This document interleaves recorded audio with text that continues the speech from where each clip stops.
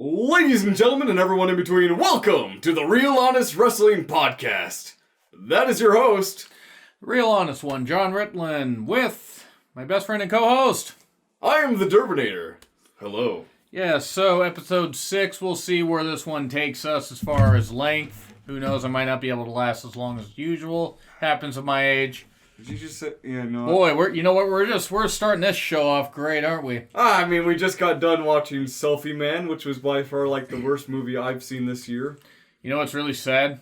It's not even the worst thing I've seen this year. Yeah, but you tend to watch a lot of stuff. I do. Well, we'll have a review of that up later, but just suffice to say, if you're going to watch bad horror movies, if you're going to make a bad, cheap horror movie, just make it fun. Go just goofy. Anyway, so let's talk about a few topics here, but our expectations for Clash of Champions. We're not going to go through our predictions for the card. We already made a review predictions video about it. I'm not going to be a part of the review because I'm going to be at an indie event. You will be. We will be at that 1 year anniversary of that same indie promotion next month, though. Without a Cause Wrestling. If you're in Washington, go there. Or if you're in British Columbia and you want to drive down and watch some wrestling, come on down to Everett. It's not Seattle. Yeah, that's pretty much the best selling point for Everett. So anyway, we can just we do need to talk about this number that too, but we can also talk about the fact that WWE did initially announce, or at least allude to the fact, the King of the Ring finals were going to take place there. Yes. Now, it would have been one thing if they said, okay, hey, we announced it, and then after a week, wait, they're actually going to take place on the following Raw. Okay. But you're giving the spotlight to Chad Gable, which is long overdue. God damn, remember us talking about that? Yeah, the whole thing with American Alpha. And then the angle of Angle's black son. His black son. But nah, they haven't really done anything with Gable, now they finally have. And then you got the thing with Corbin. Oh, God. And I'm sorry, a thing that should end. Yeah, and I'm not saying that people don't serve a purpose, but do not tell me that Corbin winning's a good idea. Because we don't need another heel Corbin winning is a good idea. I told you. Yeah, I asked for that. Oh. I did ask for that. In all honesty, Gable should be the one to win it. Mm-hmm. Just because I think there's more going with a babyface guy. I believe it was Jeremy said this. Jeremy 8911. I think he said this about Gable going heel. You all right? Yep. Gable turning heel because he gets delusional about all that stuff. So that's a good idea. And I'm not saying he's the only person that said it, but that's where I read it. But another idea is that Corbin could get a gimmick change out of this if he does win. Yeah. And sweet Christ, does he need something different? Yeah. Honestly, he could be the asshole who starts calling Chad Gable Shorty G. And as my first act as King of the Ring, all of your merch will now bear the name Shorty G. That's how kingdoms work. Actually, it is kind of how kingdoms work. Yeah, it is. He would let that go to his head. But here's the problem. Him being King of the Ring, it would smack so much of Constable Corbin and the Raw General Manager. Remember that stuff? I'm the Constable! Yes. Regal would have fit better as that. Regal could fit into any role better. Phrasing. No, I phrased it right. I had to make that joke. I know you did. Yes. I don't know why, but I know you did. Yeah, but it's kind of what I said. But I honestly, Gable should be the one. I'm just disappointed that they dropped it from the. It is deserving of the Clash of Champions card. I mean, what non-title matches do we have going on that night? One, Rowan and Roman. Do you think that could have gone the SmackDown after? Probably. It really should have, honestly. And then you could have a big thing like the return of King of the Ring on a pay-per-view? Yeah. I mean, I get it. They don't want to leave Roman off of 2 cards. I get that. But they can do that. Yeah, the storyline has been absolute ass. So bottom line, Gable should win. Yeah. And then we'll just say quickly, because we'll just talk about Roman and Rowan. I don't care about this at all. No, it's a feud. It exists in a bubble. And that's really all we can say. Yeah. Am I saying it's going to be bad? Hey, no DQ. It could be fun, but just I don't care about the feud at all. Another match I don't really care for is Nakamura and Miz. It just, Intercontinental Championship. Who knows what the fuck's going to happen with that, but that feels like a filler feud to where maybe they put Ali back into it afterwards. Maybe Nakamura retains. Who the hell knows? Yeah. Styles and Alexander ought to be good. If they give him at least... Oh, shit, yeah. If they give him 12 to 15 minutes, that ought to be good. Yes. They don't need to make everything like 20, 25 minutes and make this pay-per-view 4.5 hours. Because that's 30 minutes longer and they need to consult a doctor. But also, with the U.S. title, they need to establish their mid-card titles with prominence or drop one of them. Yeah. Because at this point, if you don't care about your titles, why do you have them around? Because, fuck you. Because merch? Because it's expected. That's true. They do have a lot of wrestlers, and that's the thing. And yeah, I'm going to call it WWE Talents wrestlers because that's what they are. But they need... Except Ciampa, he is the greatest sports entertainer in history. He is. I will say that is great how he does that. Styles and Alexander should be good. I don't really care about the women's tag team title match. Though I will say I hope Sonya and Mandy do win. Mandy! And there's nothing against them, nothing against Nikki Cross. Alexa's also there. It could be a great catalyst for Alexa to turn on Nikki. Hopefully. And Nikki, gets her due now that she's been pretty much put over by Alexa. Yeah. I'm now just picturing her turning on Nikki, by the way. Turn around. Every now and then. Turn the match on. Sammy doesn't know where up is. Oh god, that was great. But the women's tag title match could happen. It could be fine. Yeah. It'd be fine. Again, hopefully we get, new champions. But then we get Becky and Sasha, which I think if they give them 15 minutes, this could be quite good. Yes. I think both could put on a pretty damn good match. However you feel about Sasha coming back and instantly getting a title shot, and I'm not necessarily a big fan of it. In fairness to she was already top card talent. But you get what I'm saying. Oh, yeah. And they didn't really put the focus on elevating anyone up to that spot by the time she was back. Well, they tried with Lacey Evans, but they put Lacey in no-win situations with that feud. I'm not knocking Lacey. Arm drag! God, that was so bad. And Lacey's good in the ring. I just don't get it. She has a hell of a moonsault. She got some missed calls. She's got some really big stuff she needs to work out in the ring. Yeah. She has a character work down. Oh, yeah, definitely. She just needs a lot more refinement before she's ready for primetime, I think. Which I think was a mistake. They had her at the Rumble, and they didn't feature her in the ring at all, or at least on Raw or anything, and then finally featured her on TV afterwards. She just kept walking down the ramp and then walking back up. Yeah. Because that's how you get somebody overs. But bottom line is, Becky and Sasha, I think, could be possible, close match of the night. I think it'll be pretty good. All right. You got New Day and the Revival, a SmackDown team and a Raw tag team, or the SmackDown tag titles. That'll be interesting. It should be if they play up the fact that Big E and Big E and Xavier have been hurt. Yes. They play that up and everything, and you got, Dash and Dawson to work on the body parts. That could be pretty good stuff, especially with those talents involved. I think you could get a pretty good tag match. The one that I don't think will be good is... I think the thing that would better define the Revival would be pinning Big E. Yeah, the bigger one, true. That would fit. That would really fit. The other tag match I'm not looking forward to is Rude and Ziggler versus Rollins and Braun. The Glorious Showstoppers. Yeah, we already know who's going to win that one. I don't know why they built it like this. I would be so shocked if why did somehow... they take the tag titles off of Gallows and Anderson? Like, who looked at that and thought, oh, this is a fantastic idea? You know who did. Vince. Because he hates tag team wrestling. Swerve, bro. I bet it was done. That describes a lot of tag team title pictures. If you want something done wrong, you can bet on Kevin. It's going to be done. That would be a good shirt. But we get that. We get the Cruiserweight title match, which will no doubt be on the pre-show. Yeah. Gulak, Humberto, and Dorado.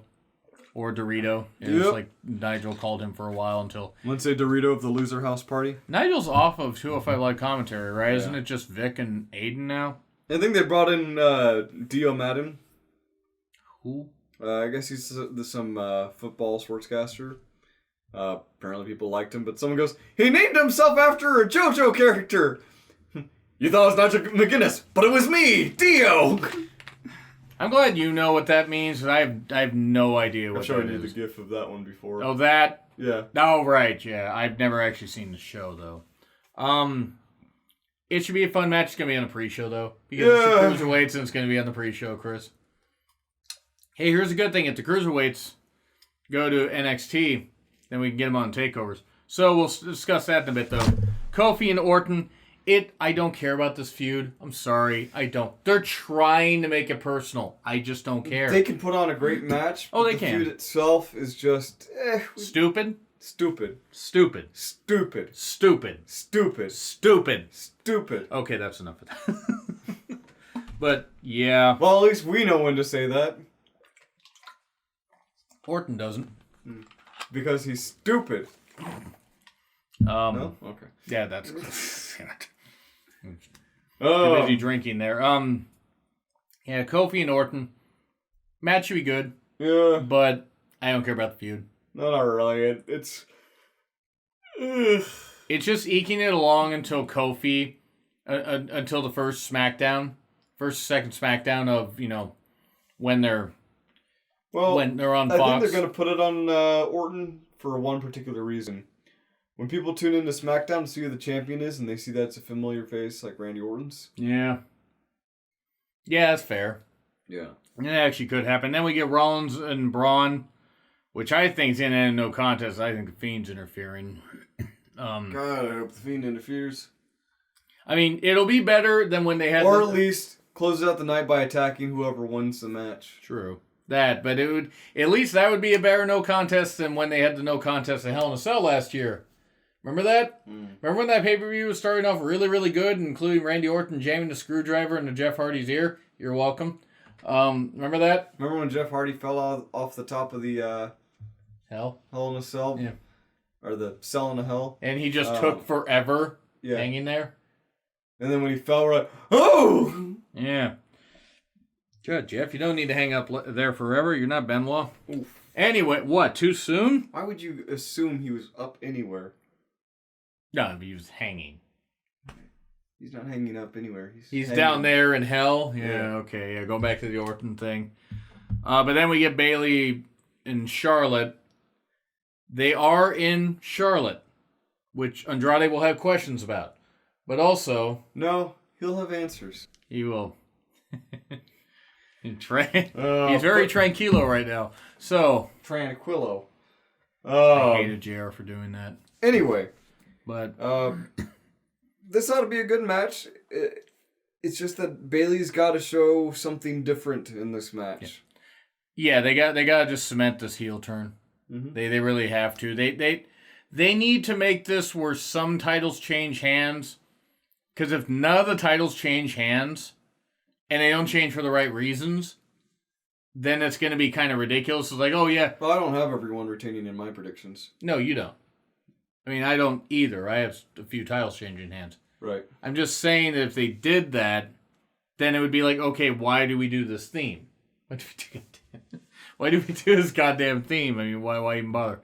Another thing WWE why am I needs staring cross-eyed at you? I was going to say, good Linda McMahon impression. One thing that WWE needs to do, and this is like to finish up the Clash thing, they need... they don't need to do 4-hour pay-per-views except for except for the big four. I understand that. It's the big four. They also need to possibly ease back on doing some shows. Have the takeovers stand on their own. Okay. Instead of trying to run 12 Super Bowl events every year on the main roster. Yeah. Because you could put more emphasis on the TV and, you wouldn't have half-dead crowds, or in the case of, like, Stomping Grounds, where, of course, WWE Talents kicked ass and took names. Yeah, except, 6,000 people. Yeah. Well, with that one, it's to be expected. They went to Everett. Tacoma Dome. Or Tacoma Dome, and they went to Everett afterwards, right? Yeah. But they went to Tacoma, and nobody wants to drive down Tacoma. You could be in Seattle and not want to drive down to Tacoma. You could be in Fife and not want to drive Tacoma. Fife, by the way, for those that aren't geography experts for Washington, is about 5 miles from Tacoma. Yeah. But to be fair, though, they made a mistake running that. If they had just run the Everett area, if they had run that Everett pay-per-view, guess what? I might have gone. I could have gone the day of and still gone to Stomping Grounds. Mm-hmm. By the way, where WWE Talents, of course, kicked ass and took names. Yeah, I mean, there weren't that many names to take. There weren't. Ooh. But if they do that kind of stuff where they reduce the amount of pay-per-views they do, at least here and there, then that would be something that could put more emphasis on pay-per-views actually being good. Emphasis. Emphasis. But and by having more like bi-monthly pay-per-views, you could take time to build storylines. Yeah. And get people invested. Much like the tailor without any jackets. He's rather invested. Proud of that one? No. You should be, though. It's kind of lame. Nah, I would know everything about lame jokes. But speaking of stuff being canceled, 205 Live. Yeah, if the rumors are true and 205 Live is going to die, I so wish that 205 Live got the attention that it deserved. It's got great action to it. It does. It is the best work rate brand, period. Maybe besides NXT. NXT's got story to it, but in terms of just pure work rate, these guys are some of the best on the planet. Oh, they are really good. And they're going to get lost in the shuffle if they're not folded into NXT properly. Or if they're made into the third hour of SmackDown. I think it's... Or the middle hour. Yeah, it could be like Nitro, when they did that with the Cruiserweights. You have a middle hour of 205 Live, and then you have a cool-down match after 205 Live ends, some promos, and then you have your main event once everyone's nice, well, and relaxed. Yeah. I haven't watched full 205 Live in months. I don't have time. I review New Japan, and we reviewed the AEW events, and we will be reviewing AEW. Yeah. Hopefully with much gusto. We will see. Time will tell. Yeah. Time will tell. Weekly TV is a lot different than big pay-per-views. But with 205 Live, it was inevitable. They kept pushing it around where it's like they would tape it after SmackDown. And then they started taping it before SmackDown in front of a hotter crowd and showing it afterwards. And then they had it where they had 205 Live on right before NXT. Which was actually, which was a good idea. They could have saved it by just moving it to Full Sail at that time and doing that, because then they're just doing tapings in front of dead atmospheres. Even though sometimes the crowds could get into it. Yeah. And, I mean, it's not a fault of the talents. It's just the way WWE set up. They set up the Cruiserweights fail. Whoever came up with the idea to set that and then keep changing all that shit, it's like, eventually it just got to the point where it's like, okay, you had a winning formula when you had it before NXT, and then you took that away and put it back after SmackDown, and then wonder why people didn't watch it. Now, I don't know if many more people watched it when it was on before NXT, because I'm always working Wednesday nights until this coming October. Come hell or high water, I still watch 205 Live on Wednesdays because it's easier on my schedule. By the way, come hell or high water, guys, I'm getting Wednesdays and Fridays off for that. If I have to basically force my work's hand, I'm going to do that. I'd say opt to have Tuesdays and Thursdays off and just work mornings those days. Can't. Oh, well, fuck them. Yeah. Well, we'll see. Bottom line is, guys, I'm going to get those days off, so don't worry. But with 205 Live, it was inevitable to happen. We're going with the sad instrument there, trumpet, whatever the fuck that is. Trumpet. But will this mean good things? Hey, There are some cruiserweight talents that are looking to depart. Yeah. Apparently, rumors are the Lucha House Party members may be looking to depart. You could put Jack Gallagher in NXT UK. Yeah. Noam Dar is pretty much already there. Yeah. You could spread some people out and actually make it work pretty well. And I'm not saying that the talents haven't worked hard, because they have. But it's too much wrestling. And that's going to be WWE's problem going forward. They can try to choke out all the stuff, all the competition, all this stuff.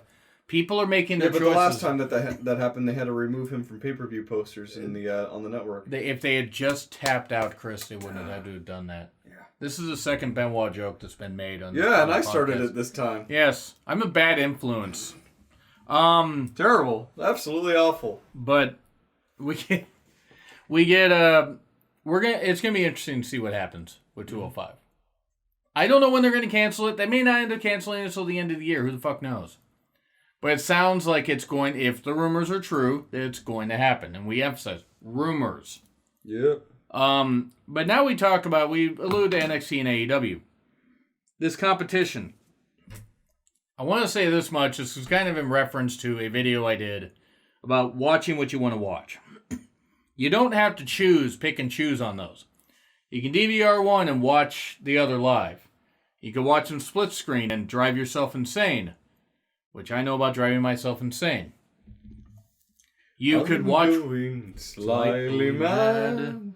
You could just choose to watch one. You could not watch either of them and watch Stardom or watch All Japan or watch whatever the fuck you want to watch. Wrestling is for everyone. Yeah. There are people in NXT that I love and others I don't care for. Mm-hmm. And then there are some in AEW, or plenty in AEW I love, and a few that I just don't want to see on TV at all. Yeah. But just because I feel that way, and just because people want to see competition, doesn't make it bad. I do want to say this though: it's not going to be like the Monday Night Wars. No. There's more options and more ways to watch this shit. Now, if you guys want to have this where both brands get better, great. I would love to see them elevate each other. Yeah. I would really love to see that shit. I would love to see this stuff happen. And then NXT will be looked at as like the main brand, the main face of WWE. When it kind of already is, even though it's only in front of Full Sail. It's still a niche audience. It is. An itch audience. It doesn't get anywhere near the viewership of SmackDown or Raw. No. And I think that's going to be kind of the issue. Is like you got USA putting all this money in NXT. It's going to take time to put it like, where, hey. Just because... I said, hey. Hey. Just because they have it on USA, that's going to be a difficult time for them to watch it in other international markets. Yeah, unless TV deals there. Well, I think they've got other deals, but it's also going to be available on the network. Yeah, the next day or whatever it is. Hopefully. I think that's what I read. I mean, I don't know if that's USA may opt to have it on their on-demand service. Yeah. As well as like Sky TV and all that. Or ITV, whoever they go through. I think it's ITV now. But I think that could work.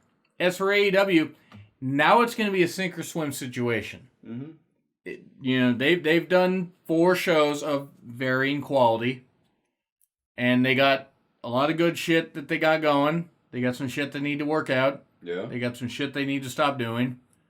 And hopefully they can right that ship and steer it in the right direction and become an alternative. No one's ever going to beat WWE. WWE is going to beat WWE. Yeah. WWE will beat themselves. Vince screwed Vince. And Vince would like that. But also WWE will beat themselves. Which one? Yes. Okay. With this though, it's going to be interesting to see what happens with the weekly TV, especially since they'll have a month to build to full gear, as you say. Full gear. Colonel. Why are you grunting? So, speaking of which, though, takeovers apparently might be going away from the Big Four and competing with AEW pay-per-views. This seems like a terrible idea. It's a very terrible idea, and here's why it's a terrible idea. Why? Nothing wrong with, okay, you want to compete and this kind of stuff, but if you split it's like voting for a third-party candidate. Yeah. It doesn't do good for anyone and just takes votes away from the others. In other words, you're taking viewers away from each other, and neither will be as successful as if they were on separate nights. And that's kind of the thing is also takeovers before the big four and one other. Mm-hmm. They really only need to do like 5 takeovers. I mean, Triple H said something about how, I guess, they're looking to do 5, 6 takeovers a year. Mm-hmm. 5, I think, is perfect. No, I need to show you this clip. So, oh yeah, I saw that. Yeah, Yeah. the bouncing. It's people bouncing in France in a ring. Getting launched into the ring, and I'm glad that spot is a spot that doesn't exist because that is dangerous. Will it hurt? Well, yeah. If It someone's would out there to hurt. catch you. Yeah, would be pretty bad. Welcome to Catch Wrestling! Catch! So, I think that could be fun, though, if WWE decides to not do that. Because if they do that, yeah, it'll make it to where, people will have to watch one and watch the other, or split screen. It just, I just don't think it's the best idea. And I mean that from AEW's side and WWE's side. I'm not just being a WWE bias. People are more likely going to watch the AEW shows because the NXT shows will be available on the network. That's the big core thing about it, is that's where they're going to need their live viewing numbers as well. Are they being hamstrung by their own network? No. They're being hamstrung by their own ego. Because they think they can control everything. NXT UK isn't even as strong as they want it to be. You don't own me. I'm not one of your many brands. That should be one of the themes. And that's kind of the issue. They want to do an NXT like everywhere. Yeah. They need to tighten everything up with the NXT brands they have. They need a Titan worldwide. No. And then he suddenly runs through destroying the city and everything, and then they have the grappling hook onto him. That's how Titans Attack work, on right? Titus. Is that the cops? Sorry. Anyway, what? All right. Anyway, Moving on. What do you think though? Ultimately, before we go away from that, you think it's a bad idea by WWE to possibly do that? Yeah, just syncing up their schedules like that. It's just a bad idea. It's not going to pan out the way they expect, and the only thing that will get reported is the low viewership of the night of. And even if they get some decent viewers, it won't be as much as it was. They're also less likely to retain viewers. Yeah, because making people choose, with people being burned out on WWE, and I'm not saying AEW's the savior, do not misunderstand, because again, they got a lot of shit they need to work out. But having healthy alternatives is going to make it to where, okay, WWE can't just be like, we're going to hammer everybody down. Yeah, because if everyone got hammered, then they'd just be Jimmy Uso. And he drove into a wall. Hey, Jimmy Uso was arrested for DUI. Jey Uso was arrested for jaywalking. Jimmy walking. The fashion police. So, we're going to finish up not as long of a discussion as we had before. No. But we're going to talk about how indie wrestling saved our passion for wrestling. Sweet Jesus did it.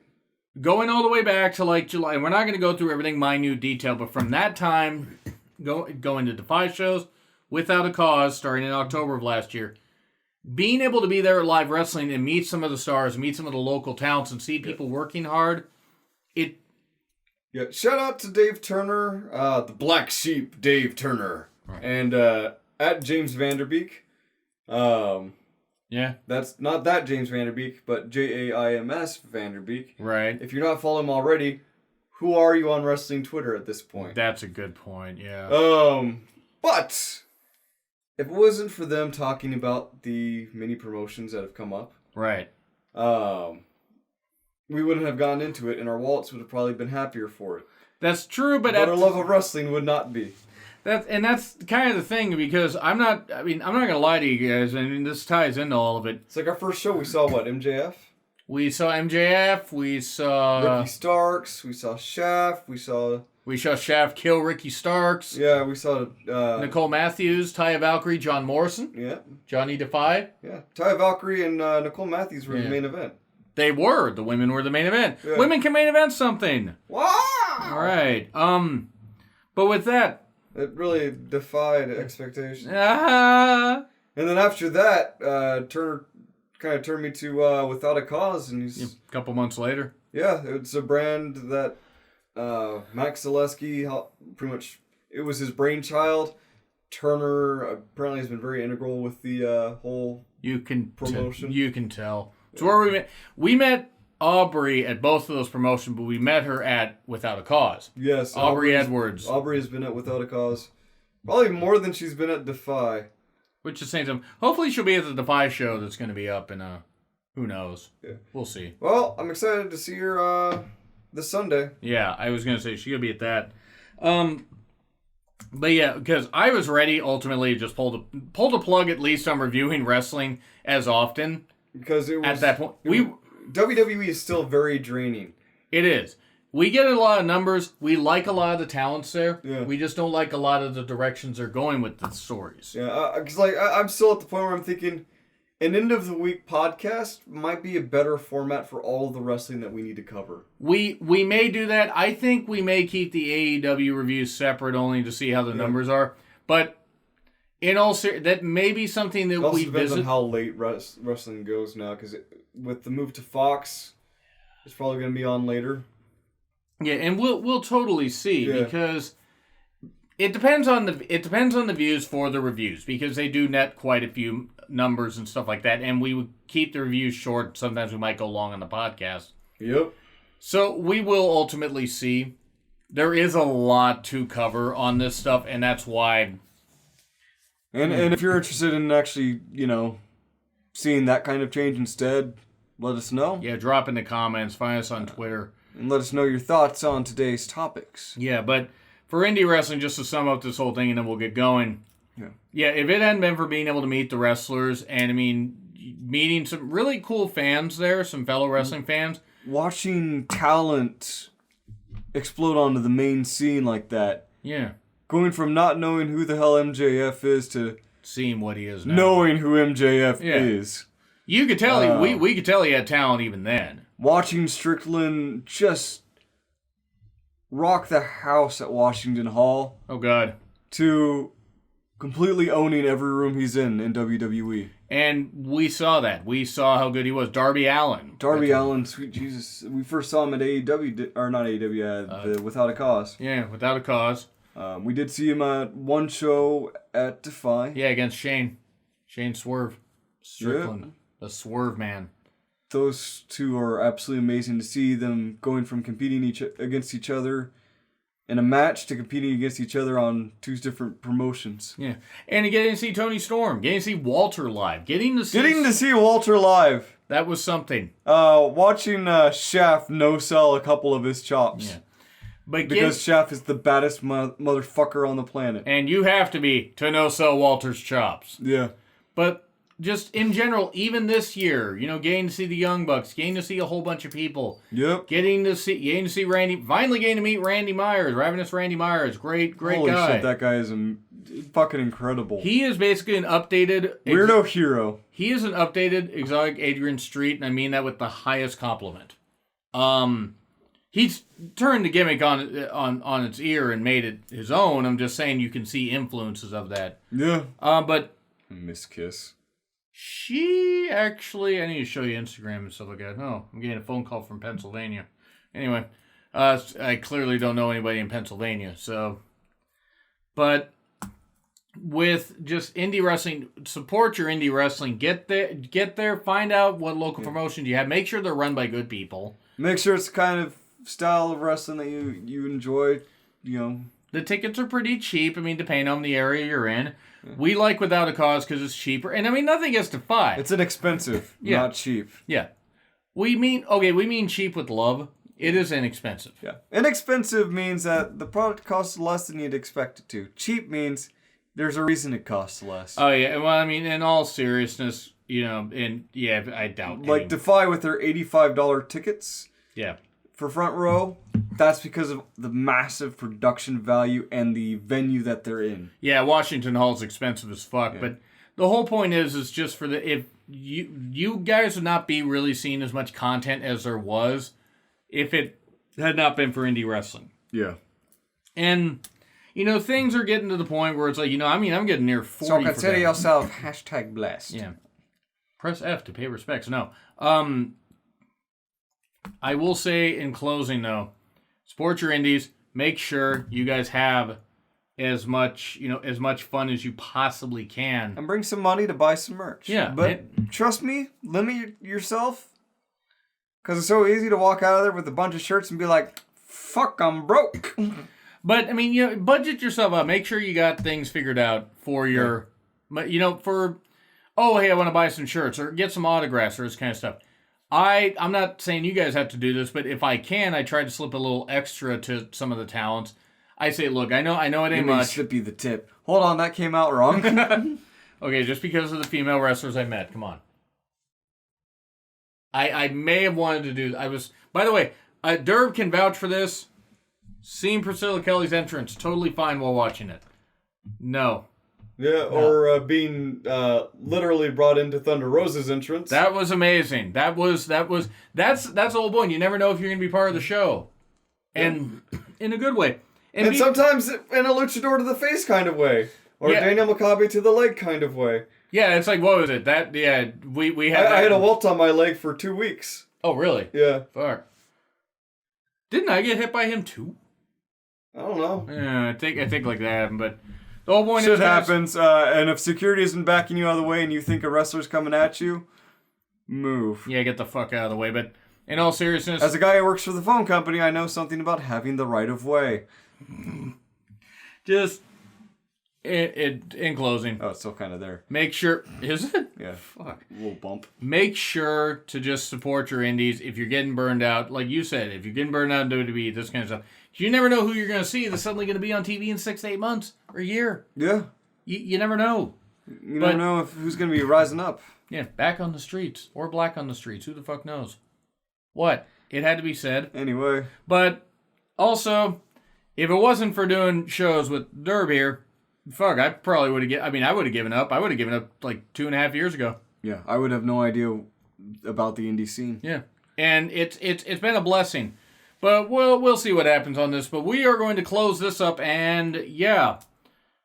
Leave a comment down below, like or dislike the video or audio. That's right, yeah, it is audio. Subscribe to the channel and hit the bell. Because we come out with these every Friday that we can. Which we may actually have to switch that at a certain day because SmackDown's going to be on Friday in a couple weeks. Yep. So that might be changing. You will know it might be something that we do on Saturdays. As long as there isn't a takeover that day. Yeah. Anyway. Yeah. This has been the Real Honest Radio Podcast with John Ritland and the Durbinator. Yep. You all have a good night. And, join us next week.